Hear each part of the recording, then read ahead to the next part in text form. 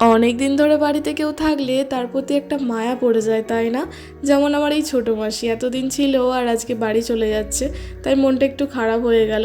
এখন আমি একটা ওয়েট লস পাউডার বানাবো, সেটারই প্রস্তুতি নিচ্ছিলাম, আর তখনই ফ্লিপকার্ট থেকে চলে এলো একটা আমার পার্সেল, যার মধ্যে আমি অর্ডার দিয়েছিলাম এই সেলফি স্টিক।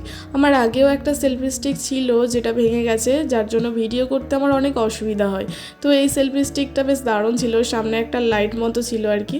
তো মা এখানে কালুকে বলছে কালু যদি হ্যান্ডশেক দেয় তবে ওকে বিস্কুট দেওয়া হবে। মাঝে মধ্যেই কালুর সাথে এরকম মজা করি আর কি আমরা। তো এখন আমি আর ভাই রেডি হয়ে চলে যাচ্ছি পিসির বাড়ি, কারণ আজকে দুপুরবেলা পিসির বাড়ি খাওয়া দাওয়ার নিমন্ত্রণ আছে। পিসি এখানে রান্না করেছিল ভাত, শুক্তো, ইলিশ মাছ আর করেছিল চিকেন।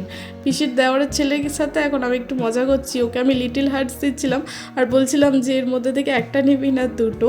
যাই হোক, পিসুমশাই এখন সবার জন্য নিয়ে এসেছে গরম গরম সিঙ্গারা, আর আমি তো সিঙ্গারা খেতে ভীষণ ভালোবাসি, তাই জন্য একটা নয় দুটো সিঙ্গারা খেয়েছিলাম।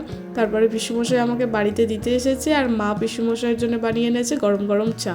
তো চলো আজকে ভিডিওটা এই পর্যন্ত, টাটা।